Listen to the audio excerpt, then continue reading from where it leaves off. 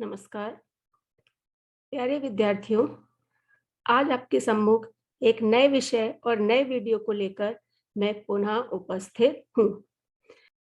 आप सबको पता होगा कि इस वर्ष रचनात्मक लेखन में कुछ नए विषयों को सम्मिलित किया गया है।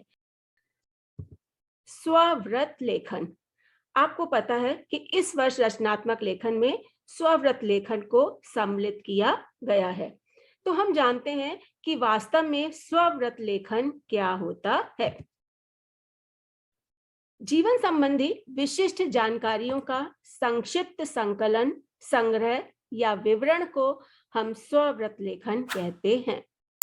स्वव्रत लेखन से अभिप्राय अपने संपूर्ण विवरण को देने से है।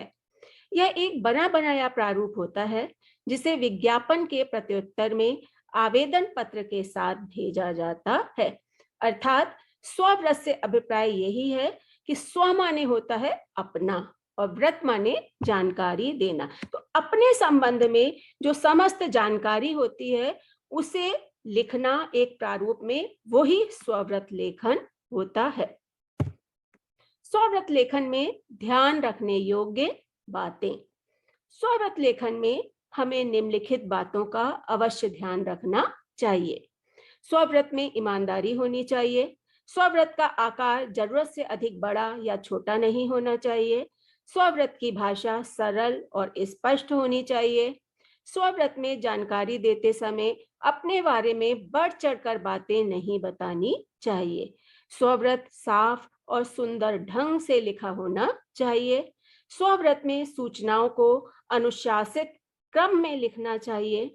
स्वव्रत में व्यक्तिगत परिचय, तत्पश्चात शैक्षिक योग्यता, अनुभव, प्रशिक्षण, उपलब्धियां तथा कार्यतर गतिविधियां आदि का विस्तृत वर्णन करना चाहिए। स्वव्रत लिखते समय हमें सबसे पहले अपनी व्यक्तिगत जानकारी देनी होती है। व्यक्तिगत जानकारी में हम निम्न बिंदुओं का जिक्र करते हैं। सबसे पहले उम्मीदवार का नाम लिखा जाता है, फिर पिता का नाम, फिर उसकी माता का नाम, स्थायी पता, उसके पश्चात वर्तमान पता, उसकी जन्म तिथि, दूरभाष अर्थात लैंडलाइन नंबर, तत्पश्चात मोबाइल नंबर, उसके बाद ईमेल एड्रेस और फिर राष्ट्रीयता का जिक्र करना होता है। राष्ट्रीयता से मतलब कि आप यदि भारत के मूल निवासी हैं तो आप वहां पर भारतीय लिखेंगे। यदि आप भारत के बाहर रहने वाले हैं, किसी विदेश के निवासी हैं, तो वहां पर आप उसका जिक्र करेंगे। बच्चों, एक बात यह है कि उम्मीदवार के नाम की जगह हम अपना वास्तविक नाम नहीं लिखते हैं, क्योंकि बोर्ड की परीक्षाओं में अपना वास्तविक नाम लिखना मान्य नहीं होता है। इसलिए उम्मीदवार के नाम की जगह हम का खा गा लिखते हैं। इसी प्रकार माता का नाम, पिता का नाम, उनकी जगह भी वास्तविक नाम नहीं लिखना होता है, तो हम यारा लावा शासा कुछ भी लिख सकते हैं। अपना नाम, अपने बारे में जानकारी देना और अपने वर्तमान एड्रेस, मोबाइल नंबर, ये बोर्ड परीक्षाओं में किसी भी तरीके से लिखा नहीं जाता है। तो इनके लिए हम एक उदाहरण के तौर पर कोई भी अंक या कोई भी शब्द ले सकते हैं जिनको हम लिख सकते हैं। व्यक्तिगत जानकारी के पश्चात हमें अपना कार्य अनुभव लिखना होता है।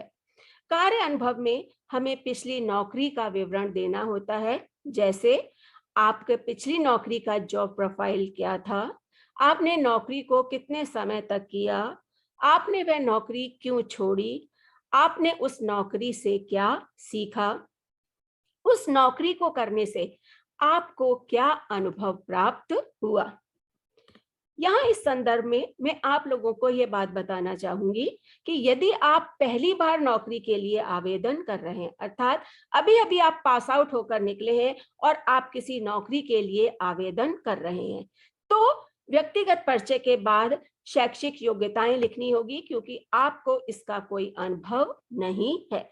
लेकिन यदि आप पहले से कई बार आवेदन लिख चुके हैं, आप पहले से नौकरी कर रहे हैं और अपने बेटरमेंट के लिए आप कोई अच्छी नौकरी करना चाहते हैं, तो उसमें आपको व्यक्तिगत जानकारी के पश्चात कार्य अनुभव लिखना होता है और उसके पश्चात शैक्षणिक योग्यताएं लिखी जाती हैं। शैक्षणिक योग्यताओं में हम अपनी पूरी शिक्षा के संबंध में जानकारी देते हैं। इसके लिए हमें एक सारिणी बनानी होती है, जैसे कि आप स्क्रीन पर देख रहे हैं। इस सारणी को बना करके हम अपने उसमें पूरी शिक्षा का वर्णन करते हैं, जैसे हमने कौन सी कक्षा किस वर्ष में किस बोर्ड या विश्वविद्यालय से किस विषयों को लेकर के पास की और उसमें हमारे कितने प्रतिशत अंक रहे। सबसे पहले हम अपनी 10वीं कक्षा का जिक्र करते हैं, उसके पश्चात 12वीं का, 12वीं के बाद स्नातक अर्थात ग्रेजुएशन की शिक्षा के बारे में हम जानकारी देते हैं, उसके पश्चात परास्नातक अर्थात पोस्ट ग्रेजुएशन की जानकारी देते हैं, और उसके पश्चात हमने यदि कोई और शिक्षा ग्रहण की है तो हम उसकी जानकारी देते हैं। यहाँ पर मैंने बीएड का जिक्र किया है, क्योंकि यदि हमको किसी टीचर के पद के रिक्ति में आवेदन पत्र प्रस्तुत करना होता है तो हम वहां पर बीएड की शैक्षिक योग्यता अवश्य ही लिखते हैं। शैक्षिक योग्यताओं के पश्चात हमें पाठ्य सहगामी गतिविधियों का वर्णन करना पड़ता है, अर्थात जो को करिकुलर एक्टिविटीज हैं उसमें आप किस तरीके से भाग लेते हैं, आप कौन कौन सी गतिविधियों में आपने पहले कभी भाग लिया है और पुरस्कार जीता है, उनका वर्णन हमको करना चाहिए। उदाहरण के तौर पर जैसे वाद विवाद एवं परिचर्चा, निबंध लेखन, कविता लेखन, नृत्य कला, खेल कूद, भाषण प्रतियोगिता इत्यादि। यहाँ पर उदाहरण के तौर पर मैंने कुछ गतिविधियां लिखी हैं। आपने जिन भी गतिविधियों में भाग लिया है आप उनका जिक्र करेंगे। यदि आपने इनमें भागीदारी की हो या कोई पुरस्कार जीता हो तो अपनी उपलब्धियों का संक्षिप्त विवरण जरूर देना चाहिए। पाठ्य सहगामी गतिविधियों के पश्चात हमें अपनी अन्य योग्यताओं के बारे में बताना चाहिए, जैसे कि उदाहरण के तौर पर मैंने यहाँ पर लिखा है, जैसे कंप्यूटर में 1 वर्ष का डिप्लोमा, हिंदी, अंग्रेजी, जर्मनी, स्पेनिश भाषाओं की जानकारी, योगा के क्षेत्र में 6 माह का प्रशिक्षण। आप इसमें जिन भी तरीके की योग्यताएं आपके अंदर हैं आप उनके बारे में बता सकते हैं। इसके पश्चात इनमें क्या उपलब्धियां आपको मिली हैं उनके बारे में बताना चाहिए। उदाहरण के तौर पर जैसे विद्यालय स्तर पर एनसीसी में उच्च प्रशिक्षण, भारत को जानो प्रतियोगिता में राज्य स्तर पर द्वितीय पुरस्कार और गणतंत्र दिवस परेड में भाग लेने का पुरस्कार। आपको जो भी उपलब्धियां प्राप्त हुई हैं उनमें जो भी आपको उपलब्धियां मिली हैं उन गतिविधियों में, उन योग्यताओं में आप उनका वर्णन अवश्य करेंगे। इसके पश्चात हमें पाठ्येतर गतिविधियों के बारे में बताना होता है, अर्थात जो एक्स्ट्रा करिकुलर एक्टिविटीज होती हैं उनके संबंध में भी हमको अपने स्वव्रत में जानकारी देनी चाहिए, जैसे बागवानी, योगाभ्यास, शास्त्रीय संगीत, गायन तथा नृत्य में विशेष रुचि, सांस्कृतिक कार्यक्रम को आयोजन करने का अनुभव तथा रुचि, आधुनिक तकनीकों का प्रयोग सीखना तथा समाज के लिए उपयोगी बनाना। यहाँ पर उदाहरण के तौर पे मैंने कुछ गतिविधियों का वर्णन किया है। आप जिन भी गतिविधियों का वर्णन कर सके या आपके अंदर जो भी गतिविधियों करने की क्षमता है आप उनके बारे में अवश्य लिखें। स्वव्रत के साथ अपने समस्त प्रमाण पत्रों की प्रतिलिपियां अवश्य संलग्न करनी चाहिए, अर्थात हमने जिन भी गतिविधियों में जो सर्टिफिकेट्स अर्जित किए हैं, जो सर्टिफिकेट्स हमें मिले हैं, उनकी फोटो सेट अपने स्वव्रत के साथ अवश्य लगानी चाहिए। इस तरीके से आपने स्वव्रत लिखना सीखा। अब हम एक प्रश्न के रूप में देखते हैं कि हम किस तरीके से स्वव्रत अपना लिखेंगे। एक प्रश्न के तौर पे मैं आपको समझाना चाहती हूँ, जैसे विद्या भारती पब्लिक स्कूल पंजाबी बाग दिल्ली में हिंदी पीजीटी का पद रिक्त है। विज्ञापन के अनुसार अपनी योग्यता का विवरण प्रस्तुत करते हुए शिक्षा निदेशक को आवेदन पत्र प्रस्तुत कीजिए। इस प्रश्न को हम किस तरीके से हल करेंगे और उसमें अपना स्वव्रत कैसे लिखेंगे, चलिए ये मैं आपको बताती हूँ। सबसे पहले आवेदन पत्र प्रस्तुत करते हुए, आवेदन पत्र लिखते हुए हम सबसे ऊपर प्रेषक का नाम लिखते हैं। प्रेषक का नाम की जगह हम यहाँ पर का खा गा लिखेंगे, क्योंकि वास्तविक जो नाम होता है वो बोर्ड की परीक्षा में मान्य नहीं होता है, तो हम प्रेषक की जगह यहाँ पर का खा गा लिखेंगे। यदि प्रश्न पत्र में कोई नाम दिया गया है तो उस काखा गा की जगह वो नाम लिखा जाएगा। उसके पश्चात उसका पता लिखना होता है, तो पता यदि प्रश्न पत्र में दिया हुआ है तो हम वो पता लिखेंगे, अन्यथा हम यहाँ पर परीक्षा भवन आबासा नगर लिखेंगे। इसके पश्चात एक लाइन छोड़ करके हम दिनांक लिखेंगे। उसके पश्चात फिर हम एक पंक्ति छोड़ेंगे और हम लिखना शुरू करेंगे, सेवा में शिक्षा निदेशक, शिक्षा निदेशालय, दिल्ली 110053। अर्थात सबसे पहले हमें उस जिसके पत्र लिखना है उस व्यक्ति का पद लिखना होता है, उसके पश्चात उसके विभाग का नाम और तत्पश्चात शहर का नाम लिखा जाता है। यहाँ पर मैं आपको एक बात बताना चाहूंगी कि पहले पत्र का जो प्रारूप था उसमें सेवा में लिखना अनिवार्य होता था, लेकिन अब सेवा में लिखना अनिवार्य नहीं है। इसलिए आप सेवा में यदि नहीं लिखते हैं तो आपके बोर्ड परीक्षाओं में कोई भी अंक काटे नहीं जाएंगे। इसके पश्चात आप एक पंक्ति फिर से छोड़ेंगे और वहां पर विषय लिखेंगे। जिस भी विषय पर आपको पत्र लिखना है उसकी संक्षिप्त जानकारी विषय में लिखनी होती है। जैसे यहाँ पर प्रश्न के अनुसार हम विषय लिखेंगे, पीजीटी हिंदी पद के लिए आवेदन पत्र। इसके पश्चात हम एक पंक्ति छोड़ने के बाद फिर से महोदय लिखेंगे और हम लिखेंगे, सबने निवेदन है कि मैं दिल्ली में रहने वाली काखागा नाम की एक महिला हूं। दिनांक 16 अप्रैल 2022 को दिल्ली से प्रकाशित नव भारत टाइम्स में प्रकाशित विज्ञापन के द्वारा मुझे इस बात का पता चला कि आपके विद्यालय में हिंदी पीजीटी पद के लिए एक स्थान रिक्त है।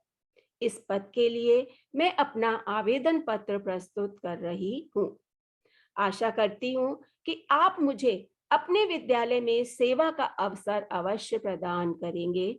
मैं आपकी सभी अपेक्षाओं पर खरा उतरने का प्रयास करूंगी। मेरा स्वव्रत एवं समस्त प्रमाण पत्रों की प्रतिलिपियां इस आवेदन के साथ संलग्न हैं। धन्यवाद। प्रार्थी का खा गा।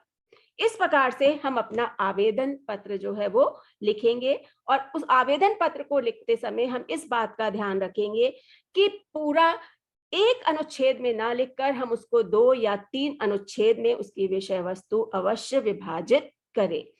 अब हमने क्योंकि इसके साथ हमें अपना स्वव्रत संलग्न करना है, तो हम अपना स्वव्रत कैसे लिखेंगे वो उसकी जानकारी हम प्राप्त करते हैं। स्वव्रत लिखने के लिए जैसे मैंने आपको अभी पहले बताया था कि सबसे पहले व्यक्तिगत परिचय देना होता है, तो हम लिखेंगे नाम काखागा, पिता का नाम यरला, माता का नाम पाफाबा। जैसा कि मैंने आपको बताया था कि कहीं पर भी अपना नाम, पिता का नाम, माता का नाम, फोन नंबर आदि का जिक्र बोर्ड की परीक्षाओं में नहीं करना होता है, तो इसलिए हम नाम की जगह काखागा, पिता के नाम की जगह याराला और माँ की जगह पाफाबामा लिखेंगे। जन्म तिथि 30 जुलाई 1992। वर्तमान पता 1078 गोल मार्केट आबासा नगर 110001। दूरभाष 011-2254XX। क्योंकि हम दूरभाष नंबर अपना पूरा नहीं दे सकते हैं, नहीं लिख सकते हैं बोर्ड की परीक्षाओं में, तो शुरू के 4 या 5 अंक लिख करके हम बाद में XXX से उसको पूरा कर सकते हैं। इसी प्रकार से उसके बाद हम मोबाइल संख्या लिखेंगे 989954XXXX। ईमेल एड्रेस भी हम अपना आधा ही लिखेंगे, जैसे यहाँ पर vivagar@. इस प्रकार से हम अपने व्यक्तिगत परिचय लिखेंगे। व्यक्तिगत परिचय के पश्चात हमको अपना कार्य अनुभव लिखना होता है। तो आपके पिछली नौकरी का जो भी अनुभव रहा है वो आप लिखेंगे, और यदि आपको नौकरी का कोई भी अनुभव नहीं है तो आप व्यक्तिगत परिचय के पश्चात शैक्षणिक योग्यताओं का जिक्र करेंगे।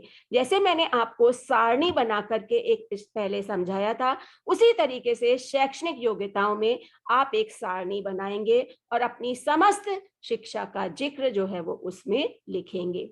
उसके पश्चात आप अपनी अन्य योग्यताओं का विवरण देंगे। उसके पश्चात उनमें आपको जो भी उपलब्धियां मिली हैं, जो भी आपको सर्टिफिकेट्स मिले हैं, उन सब का बारे में विस्तार के साथ आप लिखेंगे। और उसके पश्चात आपकी जो भी को करिकुलर एक्टिविटीज हैं या एक्स्ट्रा करिकुलर एक्टिविटीज हैं जिसमें आपने भाग लिया है, आपको सर्टिफिकेट्स मिले हैं, वो उन सब रुचियों का, उन गतिविधियों का आप विस्तार के साथ वर्णन करेंगे। इस प्रकार से यहाँ पर हमारा स्वव्रत जो है वो पूरा होता है। आशा है आप सबको इस जानकारी के पश्चात स्वव्रत अच्छे प्रकार से समझ में आ गया होगा और आपको उस स्वव्रत को लिखने में किसी भी तरीके की कोई भी परेशानी का सामना नहीं करना पड़ेगा। तो अगले वीडियो में एक नए विषय के साथ फिर से आप सबके सम्मुख होंगी। धन्यवाद, नमस्कार।